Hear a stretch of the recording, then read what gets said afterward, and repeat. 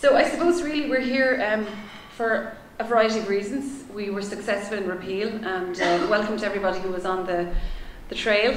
I felt I should have brought in the high vises just so we could all recognise each other again. It was a brilliant campaign, and while everybody said it was a complete landslide and nobody saw it coming, I suppose during a campaign you have scatamini and nerves and you kind of think, oh, will we get it over the line? But if we were to reflect really on what was happening when we went door to door, we went to a lot of estates where we were getting 90% yeses. And again, you didn't want to convince yourself beforehand that that was going to be an outcome, but it certainly had an impact.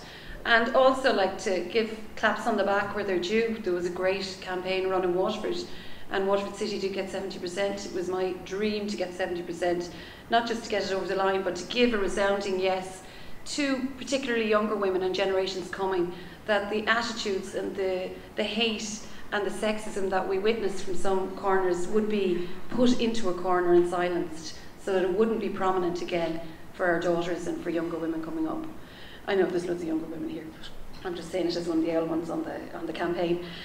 So, I mean, where do we go from here? We have, obviously we have abortion rights in the north coming up, and I don't know if anyone was watching today that they were discussing it and arguing, debating in the Parliament in England, and there were strong cases made for it. So I think it's inevitably going to come about, and we are holding a demonstration. We looked into getting a bus to go to Belfast in solidarity with the campaign that's happening on Sunday, but that's not going to happen, so we're going to have a protest in the Apple Market for anyone who can come along, and we'll spread that on social media and hopefully get a turnout on Sunday at 12. Thank you. Please pay attention.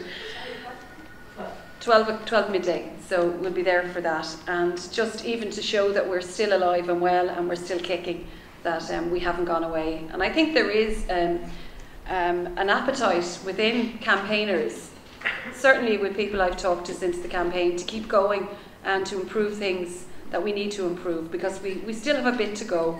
I suppose separate church and state has been one of the things that we've highlighted throughout the campaign, and what resonated with me today when I heard Richard Bruton on the radio, and he was unchallenged this morning when he was talking about how this PPP grouping has fallen apart and how they're caught and that the taxpayer is looked after by the contracts. And I beg to differ that the contracts do anything but look after the taxpayer, and they tie us into contracts that will pay in the long term a lot more than these schools would have cost us if we bought them ourselves and had state-run schools. So they're again subcontracting them out, and I suppose it ties in as well with the Magdalens yesterday.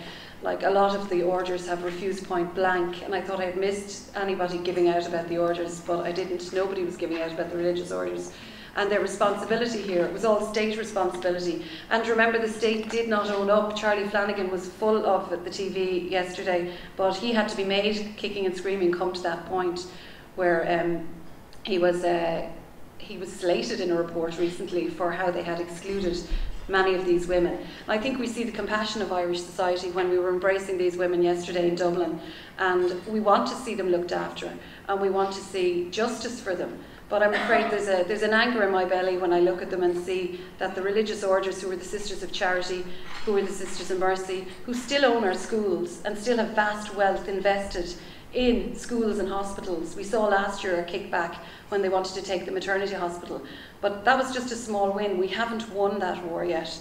They still own the hospitals. They're selling 2 schools in Tramore. We need 2 schools in Tramore, but they are selling them for private gain, and that's a fight we need to keep an eye on, because it's happening in every town and city in Ireland where they still own all that property and where we still need schools. And it's like Richard Bruton then comes on again and bestows a school upon us when it comes up to election we're supposed to be grateful for. We deserve these schools, and we deserve them to be in public hands because we pay for them. So we also need to have a choice, and I think that that's something that we have to look at. So in one way, we're going towards equal rights for our sisters in the north. In another, we want to separate church and state. So we have many battles to go through still. But I'm glad to bring to our attention now Jane Donnelly, who's from Teach Not Preach, which ties into the removal of the church from our educational establishments. And importantly, it's worth noting that a bill went through last week in the Dáil where Richard Boyd Barrett had put an amendment to it, which was voted down by Fianna Fáil, Fine Gael and Labour abstained. But that was not to put religion at the end of the school day, which would have meant that others could leave the school. But what that meant was that people who weren't taking part in religion had less teaching, and they deserve to have full teaching, not to have less hours just because they don't partake in religious studies or religious education or whatever terminology they're using for religion these days. Basically, all teachers who go and teach religion are trained in Mater Dei and other institutes. And as a member of the TUI, which is the Teachers Union of Ireland, we've been very much aware of how these teachers have been given preferential treatment coming from Mater Dei and other institutions because the church owns the schools. So they will be placed ahead of non-religious teachers. So it goes into loads of levels of our society, and I think we just need to be more aware of it and to be able to kick back when it happens. Okay, so over to you. You don't have to ask questions because I'm sure everybody here has something to say for themselves. So whoever wants to go first. I actually do have a question. Go on. You were saying about the Accord going into Yes. schools. I assume they're being paid nicely by these state-run schools to go in and teach sex education. Sorry. Yes, they're being paid, they are indeed, and we actually have some invoices that we got under FOI as well. It's a good few hundred in a year that went to Accord from the ETBs, so they're paying them. But I've looked at Accord website, and it is a bit curious sometimes because the people that go into the schools look like volunteers. It seems to say volunteers, so they're not getting paid. They might get paid their expenses, but like it's just going back out to the Catholic Church. That's my next question. Are they qualified to be teaching sexual education? I don't know. What's qualified? But they're not qualified to teach the curriculum because you have to be a qualified teacher. The teacher has a contract, they're hired by the school, and you have to go to have professional development to teach relationship and sexuality education. Now, a lot of these teachers don't want to teach it, you know, so that's where they come in. Now, they also, there's another group there. What is that group? Pure in Heart. That's another group. They go into some of the schools as well, and they're very, very Catholic. Now, on the Archdiocese of Dublin website, those Accord and Pure in Heart are the two groups that are recommended in relation to relationship and sexuality education. But we've also discovered under FOI, they have these other courses called a NEMBER course, and what's it, MEHIL or something like that, another course, which is kind of like youth leadership course, you know, but they're Catholic. They're all Catholic as well. So they're getting paid for that as well. So they're training, one of these courses kind of trains future leaders or leaders within the school, and it actually trains leaders within the school in, say, in 6th class or 6th year to evangelise the younger students. And there's two courses like that. I got Solidarity to ask questions on that in the Dáil, and the minister, this is a few months ago, was having an investigation on that. But like some of the bishops or something, one of the bishops turned up at one of these groups, and they were saying prayers. So what about minorities? Yeah. Like, why would you be training Catholic students from Catholic families in leadership roles with state money in publicly funded schools? Can I just add to that? Yeah. Sorry. Just to add, locally, we're pretty lucky in some ways that we have Squashy Couch, and Squashy Couch is a health, I think it's HSE rather than TUSLA, but they're health professionals, and they come in to where I work in Youth Reach. Now, strangely enough, Youth Reach has no religion in it at all, and it's ETB. And to go back to ETB schools, a lot of ETB schools are either designated or Yes, non-designated. But what we find over and over, and we have a colleague in South Tip who's highlighted the fact that some non-designated schools are actually taken over by the religions as well. So you have to continuously keep an eye on it.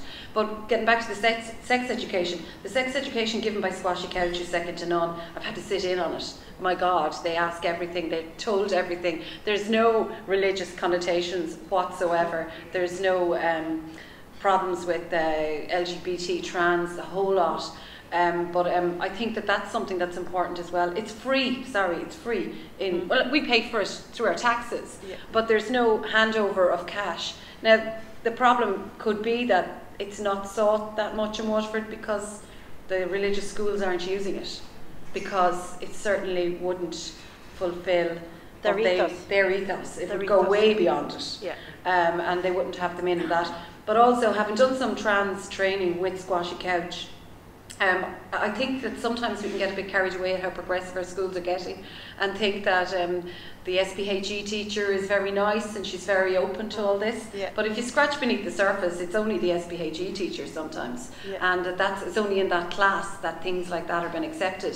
And when anybody who's anyway different walks back into the rest of the school, that they're not accepted in that fashion. So we need to be careful with what we look at and who we speak to within the schools, because the ethos is overbearing and all that. Okay. Thanks, Saoirse. Anybody else want to say? With the redress section, with Michael Woods, you know the way he read that deal? Yeah. Anyone can get out of that. Well, I'm always calling, the Woods deal was a deal that was done, it's for the camera. The Woods deal was a deal that was done with Michael Woods, who was a Fianna Fáil. Was he Fianna Fáil? Yeah. He was a Fianna Fáil TD who was highly religious. So he was doing a deal with the religious orders. And I'm always calling for it to be repudiated and ripped up, because it basically gave them a get out of jail free, and we have to pay everything else. So they capped the amount of money that was going to be spent by the religious orders. And most of us know that the amount of money has gone through the sky, that the amount, and we've all paid it. But that was only for the industrial schools, I think, or the school system. The industrial schools, as far as I remember. Yeah, but it wasn't, like people think sometimes that the Magdalens and everything else was covered. No, it wasn't. They just completely refused to offer anything. And they haven't fulfilled their own commitment. That's true, Tom. They haven't fulfilled their own commitment because there's no pressure on them to do it. So what we need to build is that kind of a pressure, and we have to do it through a variety of ways, which is what we've come to. This is what this meeting is about. How do we do that? Can I just... Yeah. There is an issue with the Woods deal as well. There is a clause in the Constitution that says the state shall not endow any religion. They did endow the Catholic Church with that deal. Who got the best out of that deal? The Catholic Church. The Catholic Church would have gone broke. So they did benefit it. The state endowed the Catholic Church.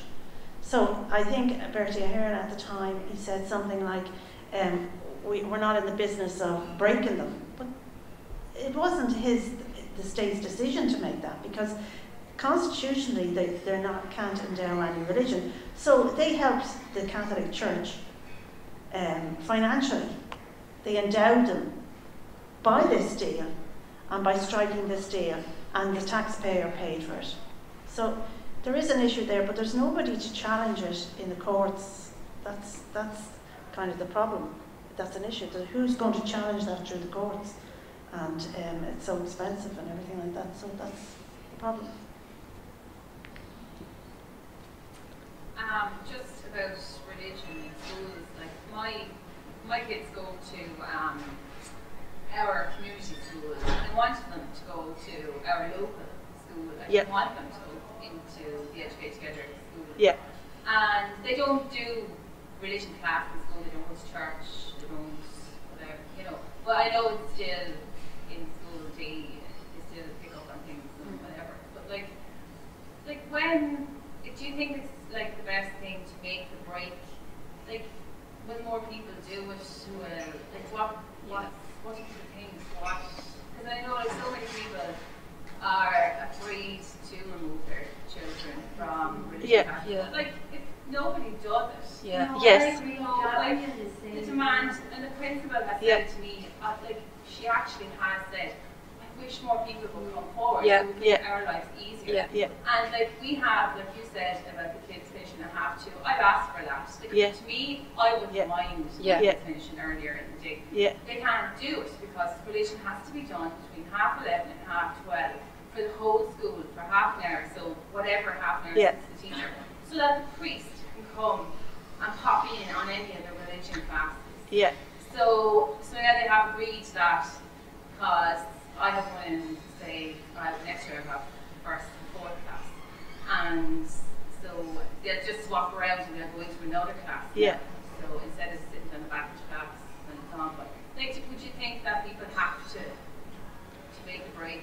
Well, as the years have gone by, I've kind of, which is the best way to challenge the system, you know, you have to put a strategy in place. And I always thought somebody was going to come forward, like Louise O'Keefe, and, you know, that'll be the end of it. Or somebody was going to take a case.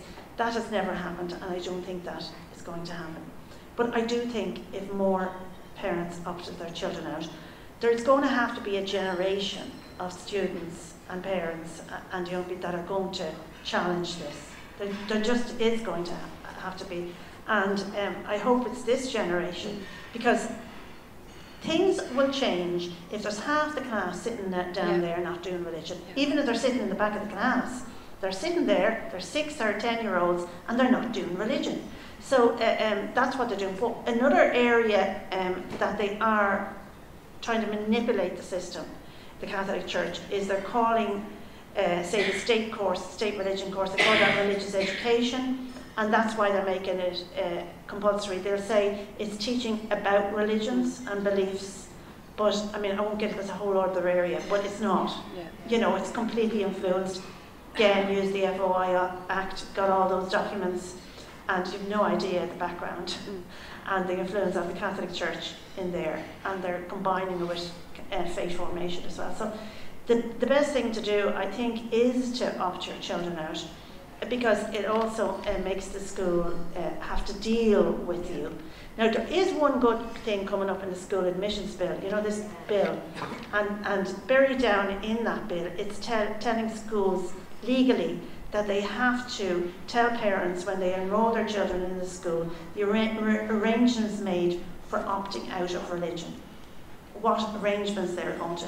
So they're going to have to tell parents, the schools are now, and we're going to follow that up and make sure that's happening. So that means that, first of all, parents are going to realise that they can opt their children out. That's the first thing when they see something come. You get enrolment forms and everything, and they're going to have, the school is going to have to say what they do with the children, what the arrangements are if they opt them out. So if they're kept in the classroom, that's going to have to be written down now. So that is actually progress, because I still get parents saying, like, they're telling me I can't opt out, you know, why can't I opt out? They don't realise that you've got a constitutional right. The funding of those schools is dependent on children opting out. It's the same clause in the Constitution. It's 4424. They can give aid to those schools on conditions, and one of the conditions is that you can opt out of religious instruction. So they're getting money. They're getting public funds on that basis. And then there's a new directive, which is another good thing at second level for the ETBs, this new directive, that you can choose another subject if you don't do this course, a religion course, at second level. So from September, you can pick another course, and they have to give you that. They have to, so the religion in ETBs at second level is not going to be compulsory anymore, or a core, what they refer to as a core subject. Because they'll say Irish, English, maths, history, geography, and religion. You have to do all them, some schools say. And if you decide, you can opt out of religion, say, but you have to sit in the class. But from September, in ETB schools, you can pick another subject. So anybody that's getting their choices now are going into ETB school in first year or going into Leaving Cert. You do not have to do religion, and if you opt out of religion, they have to give you another subject, offer you another subject. And that is a big change. That is a momentous, and it's going to change the culture.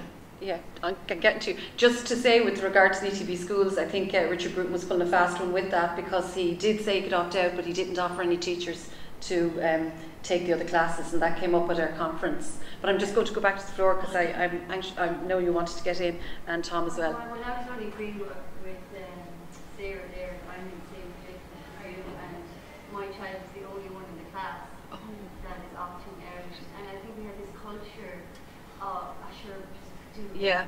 did me no harm. Yeah. This is going to be more community in nature, and we'll do the day and the grand, and this is the Irish kind of culture. Yeah. And Yeah. Yeah. He's totally on board with it. Don't people know that they can, or Yeah. it's just, Well, fair play to you for doing it, because I was kind of bribed by my children because I didn't baptise until they were old enough to want to be baptised, and they saw that it was money involved, and they made me baptise them and do the whole lot. And but I have noticed over the years the opt-out has grown considerably. Like for the fourth fella, there was 10 or 11 in his class of 22 were opting out in primary school. So it's happening. It's happening, and it is happening, and it's only by that happening within the schools. Like, if we all ran off, and I'm not going to educate together at all, it's the only option that has been given. But I think from a government point of view, they want us all to run off to educate together, so they don't have to deal with it in the schools. and I was the same, I didn't want my kids to Yeah. educate together. I like school. Yeah, and people like the community. Yeah, the school itself, and logistically, it's like 2 minutes walk from home. Absolutely. Perfect sense. So for me, it's the only, you know. But But your I do find school, you pay for it. exactly. Yeah. Yes. It has to be, and I wish there was another something for them to do Yeah. rather than sit at the back or read Yeah. a book Yeah. or whatever. Do you know? Yeah, but you're right. I think that will come, because that's what they're trying to push. Tom. Yeah, James talked about the provision the state guarantees not to endow any religion, Yeah. and the argument used to say that the state isn't was there's another provision in the Constitution that says when you give money to denomination schools, you have to give it out on an equitable basis, and therefore we're not endowing any religion. Now, I think the clincher there is the state funds teacher training colleges Yeah. run by Religious. the Catholic Catholics, Church yeah. and certainly Yeah. by the Church of Yeah. Ireland. If that's not endowing religion, I don't know what is. But just to go on for another thing, I noticed that in the school where I sent my own children to St. Paul's, they had a provision when you apply in writing for your child to opt out, they'll consider it. Now, I don't know of any other provision in any written constitution in the world where you have to apply in writing for your constitutional rights. And obviously, if you can't write, and if you're an immigrant and you can't write in English, you can't do that. Can't do that at all. Now, the other thing is, with regard to opting out, we talked about sitting in the back of the room. That's a breach of the Constitution. Yeah. The Constitution does not say that you don't have to take part in the lesson. It says you don't have to be present. Yeah. And in fact, Rule 68 of National Schools says that. And the Constitution says that. It doesn't say it in English, but the Irish version of the Constitution, which is the definitive one, says gone frastal error, which means not to be present. So sitting in the back of the room is a breach of the child's constitutional right. But just to mention another thing, the idea that you can have religious instruction at the end of the day or the beginning of the day, which incidentally was the original provision proposed by a member of Parliament for Waterford back in the 1820s, before the national school system came in at all.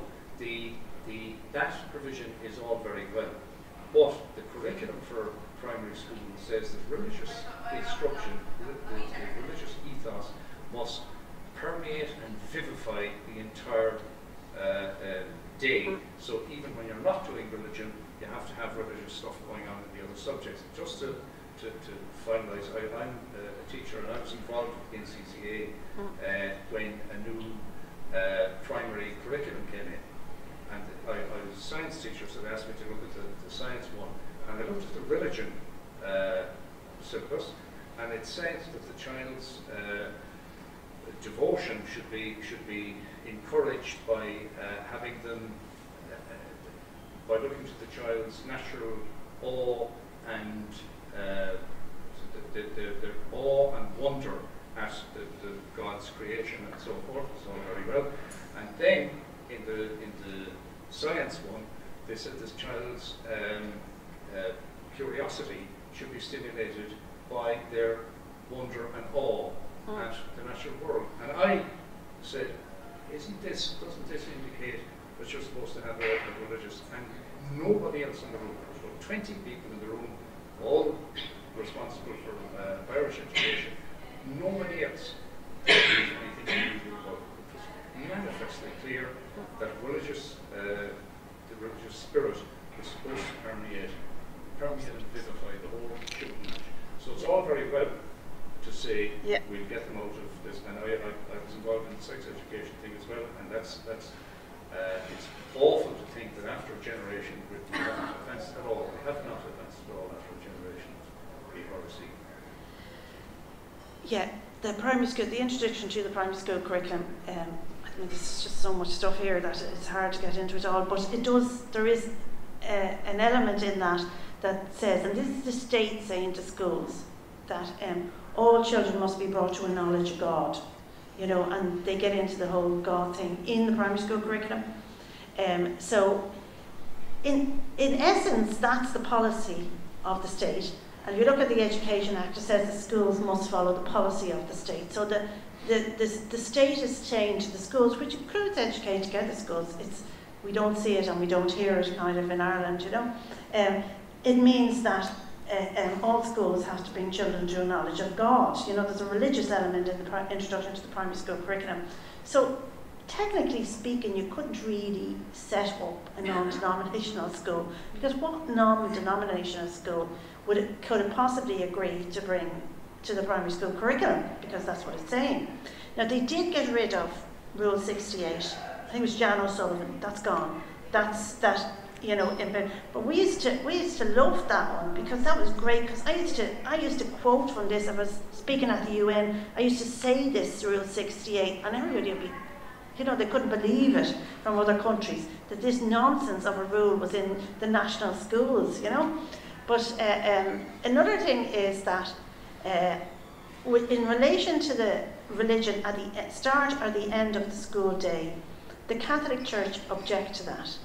When they were at the Forum of Patronage and Pluralism, they will not relegate religion to the end of the school day, because they know that more people will opt out. They have it all sussed out. How do you coerce people to stay in religion? And that's how they do that. So, but there is a need to change the primary school curriculum, because I know it's kind of, nobody thinks that it's there, nobody really knows it's there, but the Catholic Church know it's there and they use it, and I've seen it in their documents. They refer back to that section in the introduction to the primary school curriculum all the time, and they trace back where the schools are obliged to promote the religion of the child and all this kind of thing, and they particularly do that in relation to ETB schools. You know what I mean? And they know all this detail. They quote from Circular's letter in the ETB schools from 1940. Do you know what I mean? Some from years ago, and all those old Circular letters going back to 1974 and everything like that. We've seen all them come out. Or it's Circular letter 40, maybe not Circular letter from 1940, but it's from way back when the vocational schools set up, and they talked about religion and that. And they still quote from them. So they quote from everything. They know all those areas, and so we have to change those areas. We have to get a separation. It's no business. It's none of the business of the state what religion you are in the school, because you have this right to private and family life, and that's part of that thing. I love that article, that human right. It is a human right. That the right to, I love it, because if somebody asks you in a school, what's your religion, or and the intimate details of how you live your life, so that they can teach your child that, all you have to do is say, mind your own business. I love that article, because it gives you the right to say that. They have no right to question you in detail, and that is one of the things that I tell parents. And parents come to us. Parents are afraid. Because the school, they asked to opt out. The school asked them to come in for a discussion about it. There's no discussion needed. You opt out, that's it, you can opt out. You don't actually, it's not in the Education Act that you have to put it in writing. Schools put that in their policy, but that is not legal. You can still opt out. And some parents then will go in and they'll say to me, what am I going to say to them? I said, if you want to go in and talk to them, I'll tell you what to say. All parents want to know is bang, bang, bang, bang.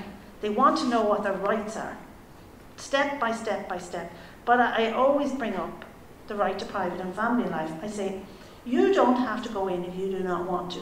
You can write back to the school and tell the school, I'm exercising my constitutional right to opt out. I'm not discussing it. I have a right to private and family life. You're not knowing the details of my convictions, and do not discuss that matter with my child, because I am the rights holder in that regard. It has worked every single time. We have one case where it didn't work, and we send that parent off to the Irish Human Rights Commission. Very good. Yeah. It's always a mistake to go into the principal's office anyway. Go on, Michael. Yeah, can I just add something with the Rule 68 that you were mentioning today? Although John O'Sullivan did get rid of that, all that means is that it's no longer obligatory for schools to do that. They're still permitted to do it.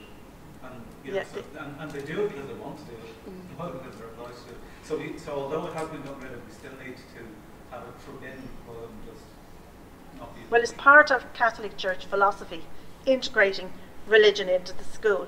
And the Board of Management is obliged under Section 15 of the Education Act to uphold the ethos of the patron. That's what they're obliged. So the ethos of the patron is that they integrate religion into the curriculum and the daily life of the school. And what the Catholic Church say, if that doesn't happen, it puts the child's faith in peril. That's their words. They call it the apostolic intent. Yes. Colette, did you want to get in? Well, I suppose for me it's always been this simple, I suppose. I remember my mother coming home from a parent-teacher meeting, fuming, absolutely ready to kill another parent, and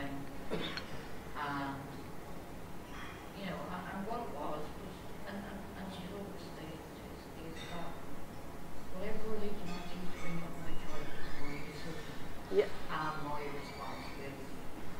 So, like, for me, that any person would have, another religion trust on the child, and also I have been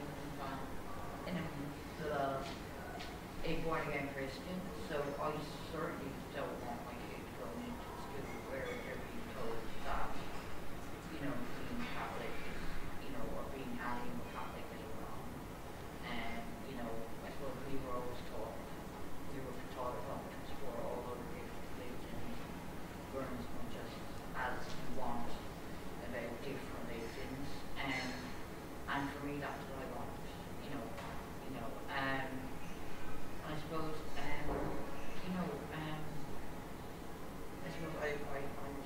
no idea how intrusive it was, in regards to the Accord. As far as I know, Accord are a married Catholic marriage. They do that as well. As well. Yeah, they do that as well. So I have no idea what they're actually doing in terms of sexual education. The Billings method. Anyone knows what that is? I have heard that news. My mother did a counselling course some years ago. Obviously they suggested some different agencies that the people could go to and come and I was at that stage a middle-aged woman. They thought that the best place possibly would be Accord until she told the kids also were see. I suppose I just think it's terrible at this day and age, because I suppose I went through, and particularly the whole, like, that you have a certificate now, when I remember, like, I was like about 19, and I was applying to do a course in St Andrew's College, and at the time I had to go to my parish priest and get a letter from the parish priest to say that I was a good Catholic in order to register. But to be honest, I didn't really want to register, I just wanted to be a teacher. But part of that, because I registered as Catholic, was I had to go and get a letter from my parish priest. Now at the time, I was actually being a good Catholic for once. And, so I handed this to the priest who and he hung them on for the best part of the month until my mother finally got him after Mass and went, well, Father, are you going to be signing this document or not? And, you know, they turned around to me and my mother and said, I can't sign this document because your child is the result of a broken marriage. Oh my gosh. And that was 1999. Now, I will say, in favour of the other priests, I have to in my own parish, because I went to different schools, and we bombarded this poor bloke who didn't have a clue who we were, and we went into our told him the story, and said, when do you need that document? Now, he was saying, but this guy knew me. He had been present in my confirmation, every single thing. And for me, like, if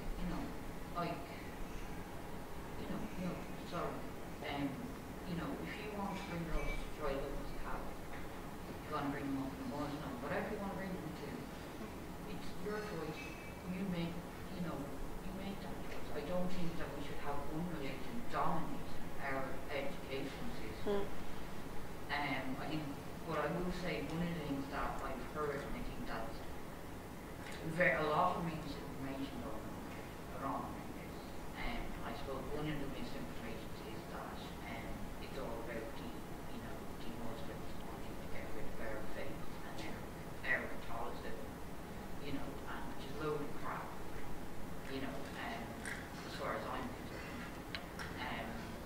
It's not, it's about people not wanting, it's about equality in education for me. So. Yeah. Anybody else want to get in? I'm conscious of the time moving on and people. Yeah. The church has said they want to divest them. Haven't they? They would rate down to 20%. They said so. So what's happening? Is it the state are terrified to take them over now? Because I did a survey here previously with the Water and Childcare, did a survey at the moment. They have divested schools and parents are actually interested in it. I'm semi-terrified these aren't going to bother to write, that they want to see a change. Yeah, they've started this new process now called the divestment process. Now, there was a process in place and nothing happened there. I think about 8 or 10 schools were given over. A lot of the church-owned land at our schools, the church has to put them into trust now, so they can't really sell them on to the state. So there's an issue there. So what is happening with this process is, and this is just another thing, they're doing this divestment process. So they're going to ask parents of children in play school and that, what kind of, do you want a religious run school or do you want a multi-denominational school? Now, in the multi-denominational area is community national schools and Educate Together. So they haven't kind of separated those out even. So what they're going to do is heading for the community national schools, because I've seen documents in the background. There seems to be a process kind of by where the ETBs who are patron to the community national schools are in discussion with the Catholic Church already. And the person, the body that decides who's going to get the patronage is the Catholic Church, the local bishop. So they make the decision and they're involved in the decision. So it looks like it is fair on the outside. When you get in down to the nitty-gritty and you can see what's happening. Now, I know some of the ETBs, like the FOI documents again from Cork ETB, are hostile to Educate Together and are putting in place arrangements, and it's a cosy relationship between the ETBs, especially in Cork, and the Catholic Church.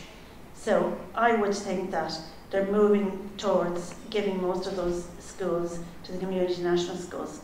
And what they have done is that they've changed the language around how they deal with religion. That's another thing they do. We have what they call the Goodness Me, Goodness You course, and they say that it's not faith formation, that preparation for Holy Communion will be outside school hours, and what's going on is religious education, and it's belief nurturing. But if you look into the documents, which I kind of just published a photograph yesterday, belief nurturing is faith formation. But then they'll say there's no faith formation going on in the schools. So the language around all this whole area is like quicksand. You know, they'll tell you that the state course is religious education. It's teaching about religions. But there's an element of that. There's teaching about and from religions. And that is not objective. And that if you're forced into that, that is breaching your human rights. There's case law there. So I would think they're heading to give those schools to the community national schools. And you know what he's going to do, the minister? You know what the plan is? They're going to rent them off the Catholic Church. So there's money going from the state back to the Catholic Church. Yeah. It's unbelievable. Yeah, like obviously the Stella Maris in Tramore is owned by the Sisters of Charity, and they've been approached on many occasions. It's an empty school because the schools were they emerged and became a large art school, which is trustees of both the CBS and the Sisters, so you never get rid of them. But their building, they want to turn into social housing all of a shot, because they're very interested in social housing now. The only reason they want to turn it into social housing is because they don't want the devil's children to come in from Educate Together, because that's across the road from it, and Educate Together need a larger premises, but they're trying to fast track planning permission to get rid of it. So they're not cooperating in any way, shape or form with anything that's going to progress us into a secular educational situation. No. So Joan and anybody else after that, then we'll finish up. Oh yeah, I just want to, I know we've talked a lot about education over the meeting, but there's also other areas like the health service where we're going to have to fight to separate church and state, especially when the legislation comes in, stop the threatening to pick up the hospitals. You'll have doctors who want conscientious objections, and what will have to their patients is a whole load of issues. But as well as fighting for a secular society, we also have to fight for the rights of minorities to have religion within societies, just not in the state or in the law. I mean, recently we were involved in Kilkenny, a group tried to set up to stop a mosque being built, you know. And one of the grounds was it's going to be near Christian graveyard, Catholic graveyard. I don't know what the mosque is going to do. Tear up the graves or something. We have to fight against, you know, for secularism in big society, as well as out of state bodies, for people to be able to practice their own religion privately as well, you know. So I think just people before profit is an organisation that takes on all these issues, you know, and fight on different levels and against racism and discrimination against minorities, as well as for secular society. So I just say that people want to get involved, because we need to be together to organise, to change things in society. So people want to get involved with people before profit and fight on lots of different grounds. Absolutely, and the health issue was highlighted the other day as well, Joan. On the radio they were talking about what you were saying there, where they were going to picket and all the rest. But I think like what we have to do as post-repeal is to highlight the anti-choice doctors, because that came up a lot. And they felt like they were untouchable, they felt that they could say what they wanted. I was arguing on WLR with somebody they found in Clonmel who was not going to refer on, and she felt completely entitled not to refer on. She had 2 patients at the time. The woman walked through the door and all this. And I think women need to know when there's anti-choice. And I'm not saying we picket them. I just say that we know. There's a very vocal doctor in Waterford who's made his millions on his little snippets of wisdom he puts up, and he does his speeches. And he came out as a no person, anti-choicer. And he shut up about it pretty quickly, because he could see that there was going to be a negative spin towards it. So I think there is power in that knowledge, and that's something we need to push as well. What else is going to happen to people in medical charge, because they can't choose which doctor? That's true, but that would be part of the point. That would be part of the point of highlighting anti-choice. They shouldn't be getting government money. If they're not going to, like, I mean, a nurse who works in a medical practice said to me, what is this conscientious objection? Should I have a conscientious objection to somebody who smokes, or should I have a conscientious objection to something else? It only came out for doctors who had a conscientious objection. And when I questioned her about, like, what about the person who's paying you? She was talking about, well, they don't often pay for medical care when they're pregnant. I said, well, the state pays you. Yeah. So you're still in receipt of a payment. Yeah. Whereas this was alien to be questioned about a payment that would come to a doctor, because she felt so above it. She felt she never had to justify what she does. So I think when we start asking those questions, and we have learned, we have come on a journey with repeal, and we have learned who these people are. And I'm not saying demonise anyone, I'm just saying be aware and let people know, particularly women who want to go to doctors and they find out they're anti-choice. Because, going back to this one, she was not going to refer her. That meant she was going to hold her in her care. And she gave a story about a rape victim who she talked around and had a lovely baby and was going to call the baby after her. And I was just, what?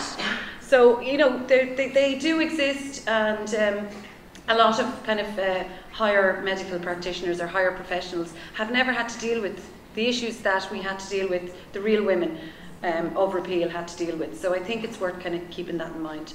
So, just a list of those doctors. I know I could never open those. You know, I could never open or there's certainly some in Waterford. There's certainly some in Waterford, and we will. I know exactly what you're talking about, but there's others. There are others, and there are in more rural areas, and there would have been some known. Like, I mean, I threw back at her that the fact that you only had one case come to you does say that word on the street was you were anti-choice, so nobody would go to you. So, you know, people do let each other know. Like, I mean, there'd be a few in Waterford you'd know you'd never go for the morning after pill because you wouldn't get it, and you'd get a lecture. So that has kind of been the history of, but it needs to be a bit broader, and people need to know what health service they're getting, particularly post-repeal, and what knowledge we have needs to be shared. So if there's nobody else, I'll just say I hope to see as many of you as possible on Sunday in the Apple Market. And we will be getting together, and we will be having discussions again, and we will be running candidates to stand up against the pale, male, stale councillors that are supposed to represent us. But not only the 14, it must be remembered there are so many councillors who didn't say what they were doing. And that was shocking. You cannot be a leader and then step out of it. If you want to be a mover and shaker and be a politician, you have to stand up for what you believe in, and it's not good enough just to hide behind it and be the cute whore, as Catherine Bulbully had said to me. That's what they used to call them, cute whores. I said we called them a few choice names during the campaign. But to be aware of them, and to know that there are 32 councillors within Waterford, only 4 are women, and we need to change that. So I'd like to thank our speakers, Jane and Adrienne, and I'd like to thank everyone for giving up their time and coming out tonight, and we'll see you again as the whole campaign. Thank you.